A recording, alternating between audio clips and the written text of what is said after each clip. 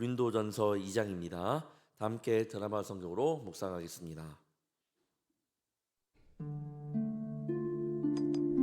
형제들아, 내가 너희에게 나아가 하나님의 증거를 전할 때 말과 지혜의 아름다운 것으로 아니하였나니 내가 너희 중에서 예수 그리스도와 그가 십자가에 못 박히신 것 외에는 아무것도 알지 아니하기로 작정하였습니다. 내가 너희 가운데 거할 때 약하고 두려워하고 심히 떨었노라.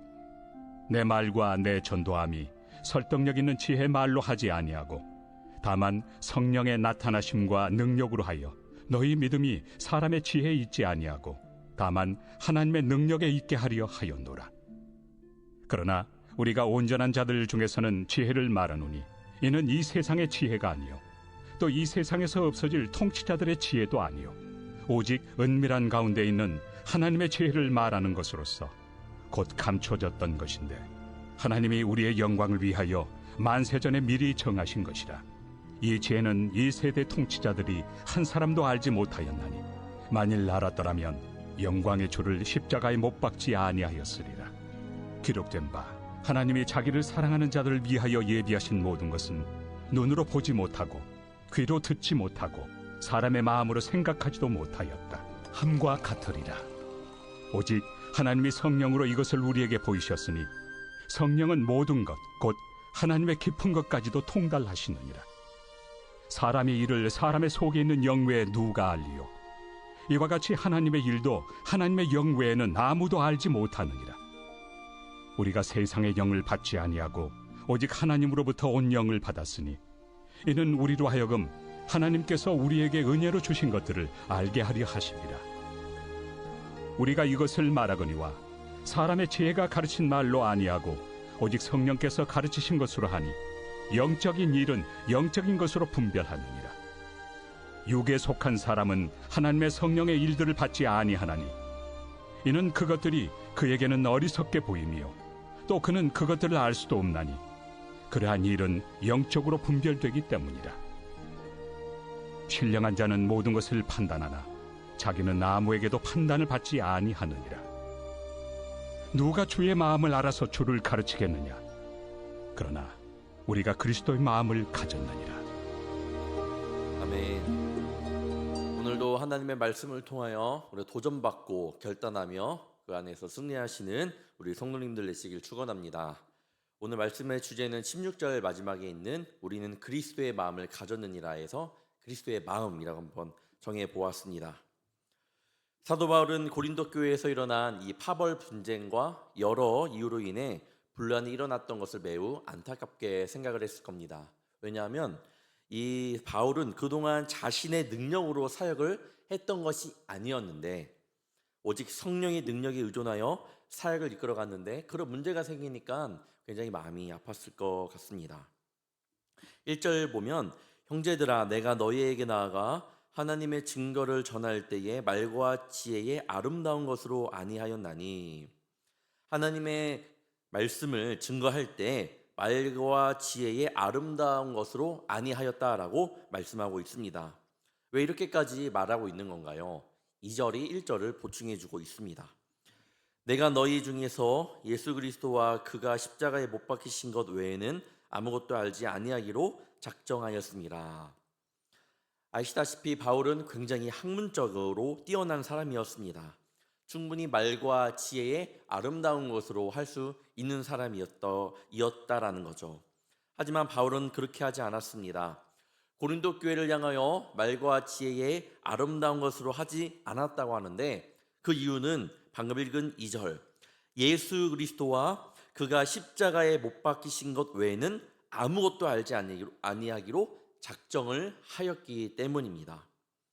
바울에게 십자가 이해는요 단순한 사건 그 이상의 깊은 신학적인 의미를 담고 있습니다. 바울은 예수님의 그 죽음을 통해 하나님의 구속사적인 그런 완벽한 계획을 이해했고 그것이 모든 삶의 가장 중요한 부분을 차지한다고 믿었으며 모든 힘의 원동력이 된다고 그렇게 십자가를 이해했습니다.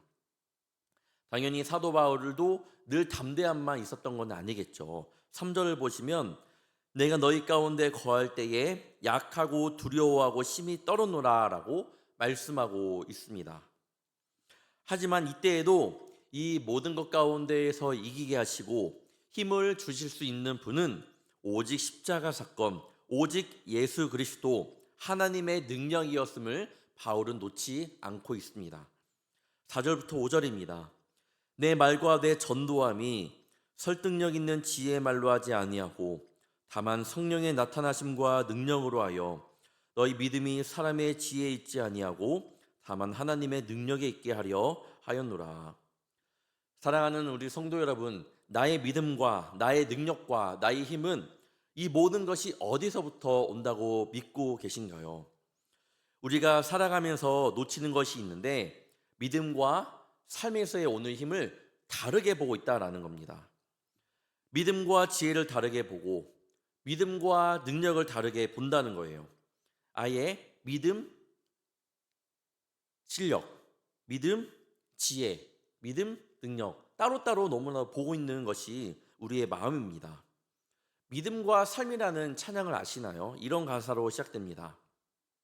믿음과 삶을 살아내는 실력이 너무나 다른 내 모습을 볼 때에, 믿음과 삶을 살아내는 실력이 너무나도 다른 내 모습을 볼 때에, 믿음을 살아내는 힘과 삶을 살아내는 그 모든 힘이 다 다르다라는 것을 안타깝게 고백하는 그런 자기 고백적인 그런 찬양인데, 잠언에서도 그런데 분명히 말씀하고 있죠. 1장 7절에 여호와를 경외하는 것이 지식의 근본이거늘 미련한 자는 지혜와 훈계를 멸시하느니라.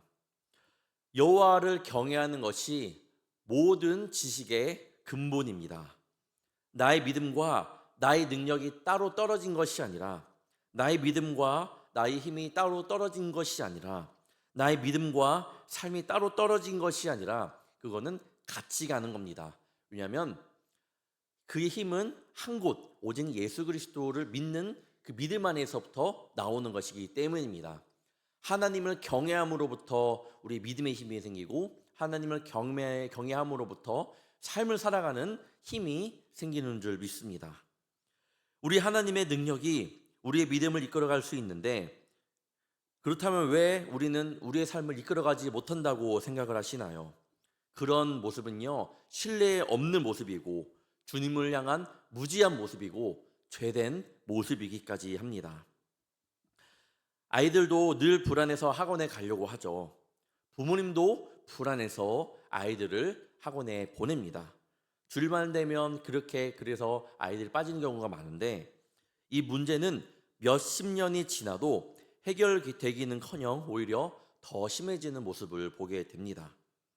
하지만 모든 지식의 근본은 여호와를 경외함부터 시작이 된다라는 사실을 우리 성도님들 마음 깊이 새기길 바랍니다.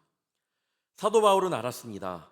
그래서 내가 자랑할 것은 오직 예수 그리스도 한 분뿐이구나. 빌립보서 3장에도 바울의 믿음이 이렇게 보입니다. 7, 8절을 보시면 그러나 무엇이든지 내게 유익하던 것을 내가 그리스도를 위하여 다 해로 여길 뿐더러 또한 모든 것을 해로 여김은 내 주 그리스도 예수를 아는 지식이 가장 고상하기 때문이라. 내가 그를 위하여 모든 것을 잃어버리고 배설물로 여김은 그리스도를 얻고. 그래서 바울은 고린도 교회에 서로 분열하는 그런 상황 가운데에서도 자신의 아름다운 말로 할 수 있는, 능력으로 할 수 있는 말로 하지 아니하고 오직 성령의 능력만을 의지하며 그들에게 복음을 전했습니다.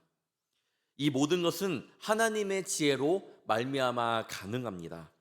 절대적으로 세상의 지혜로는 알 수 없습니다. 세상의 지혜로는 하나님의 통치를 알 수 없습니다.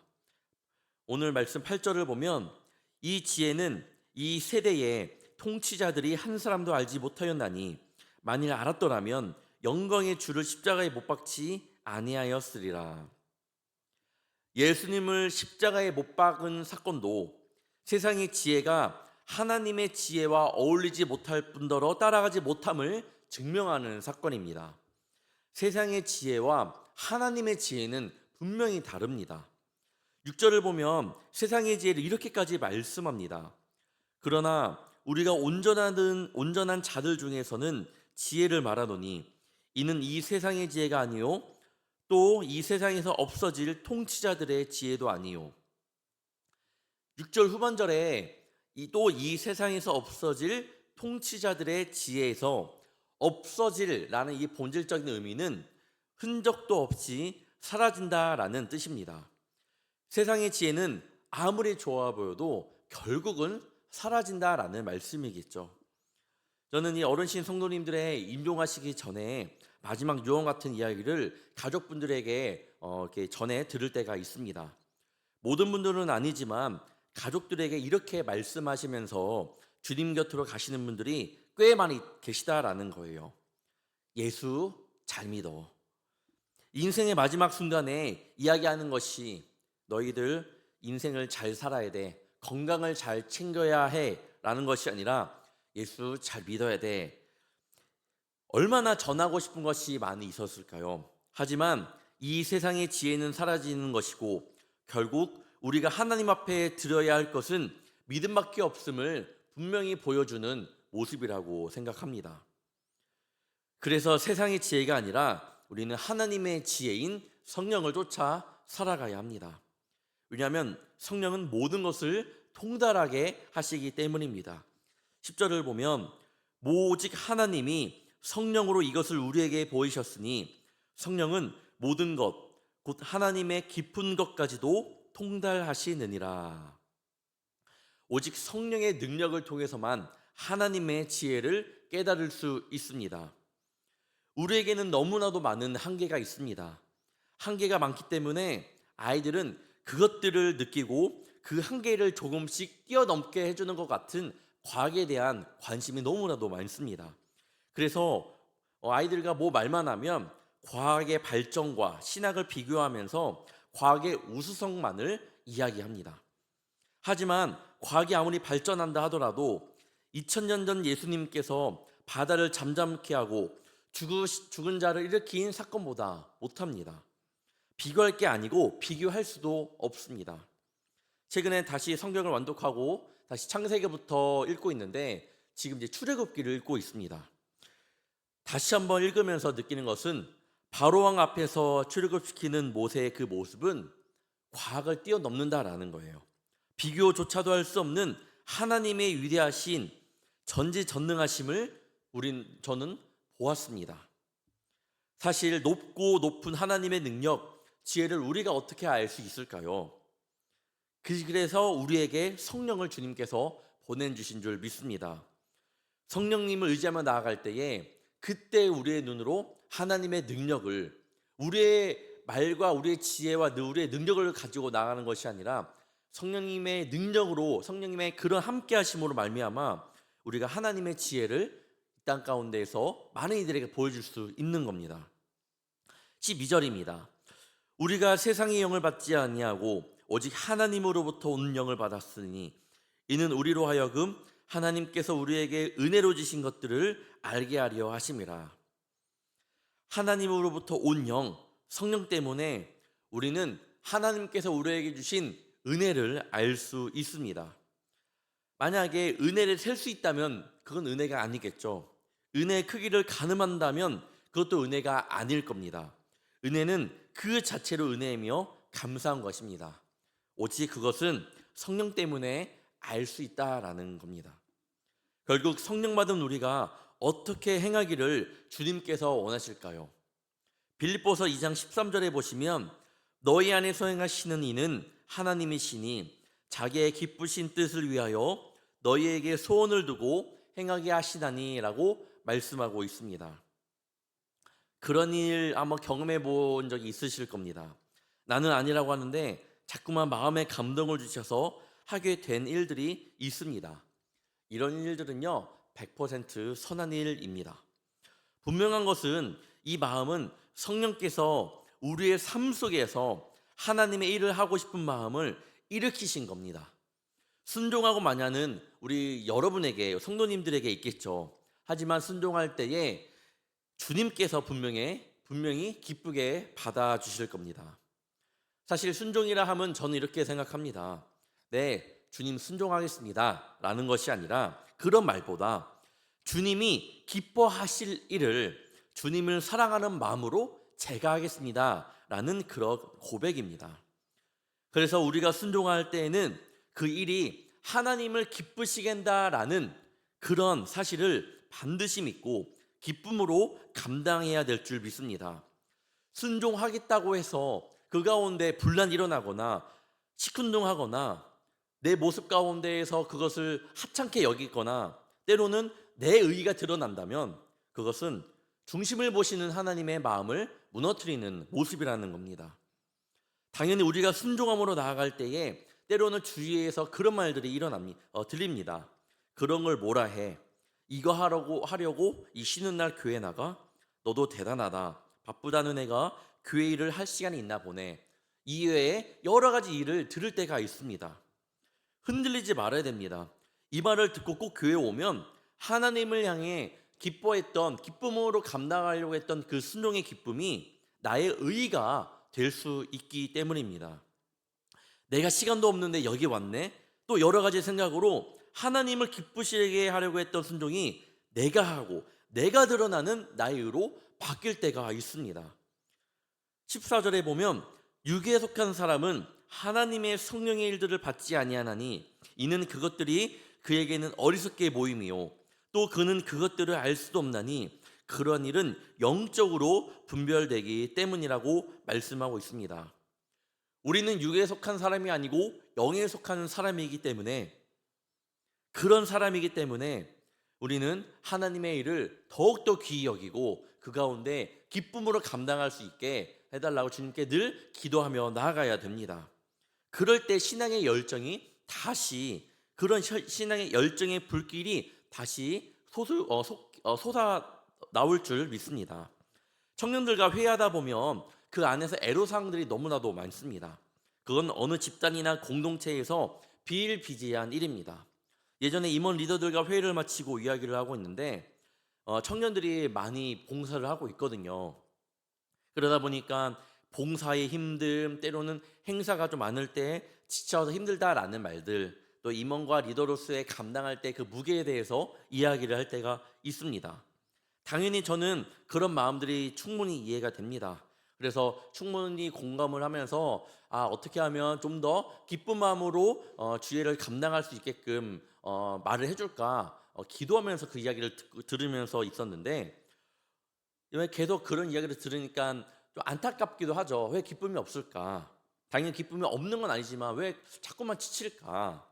그러다가 어느 청년 차례가 되었을 때 이렇게 말을 하는 겁니다. 정확한 워딩은 아니지만 이렇게 고백을 했습니다. 그 친구가 이제 다른 청년들에게 이야기를 하는 거겠죠. 나는 사실 너희들의 말에 이해가 잘 안 가. 당연히 몸이 힘든 건 사실이지만 이렇게 봉사하면서 내 믿음을 나는 굳건히 지키는 것 같고 흔들리지 않는 것 같아. 그리고 그 기쁨을 가지고 또 한 주를 살아가는 것 같아. 라고 이야기를 하면서 갑자기 그런 어두웠던 분위기가 모두를 당황케 하는 그런 분위기로 바뀌었고 저도 마음 가운데에는 저런 청년도 있구나. 다 넘어지는 것이 아니고 다 힘들어하는 것이 아니라 정말 기쁨으로 감당하는 청년들이 있구나 라는 마음에 굉장히 기뻤던 일이 있습니다.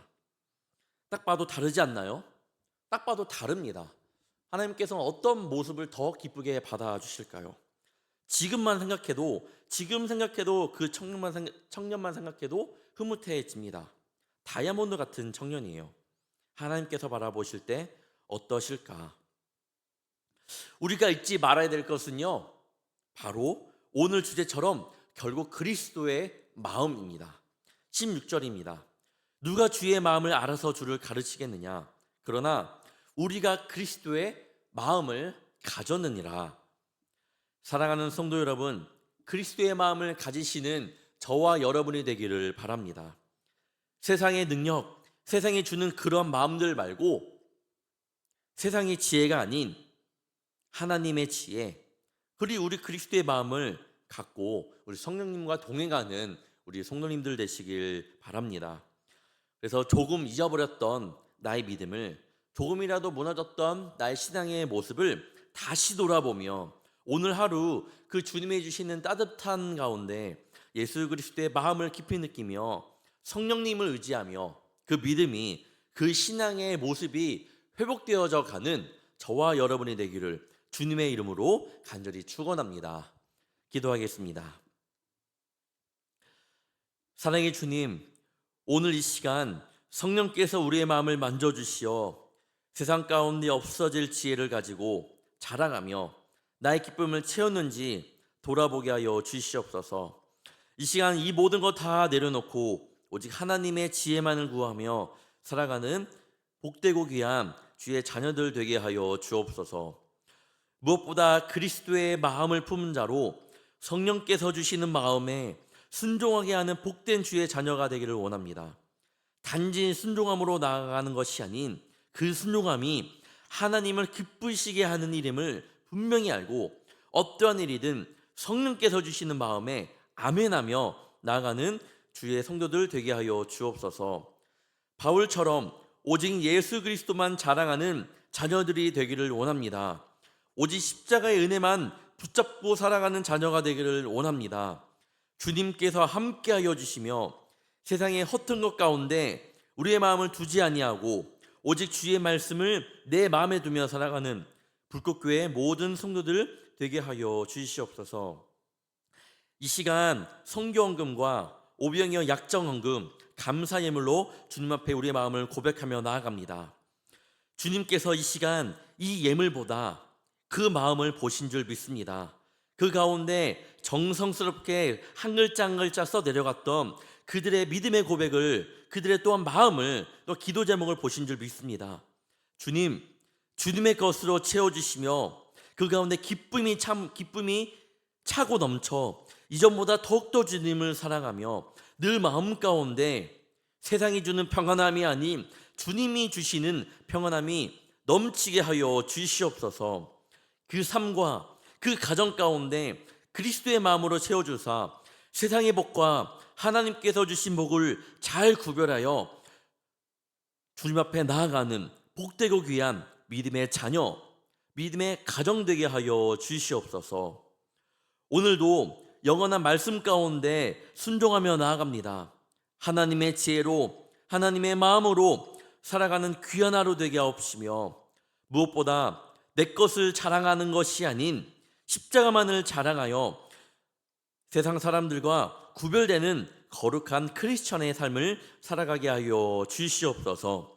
감사하며 이 모든 말씀 살아계신 예수 그리스도의 이름으로 간절히 기도합나이다. 아멘.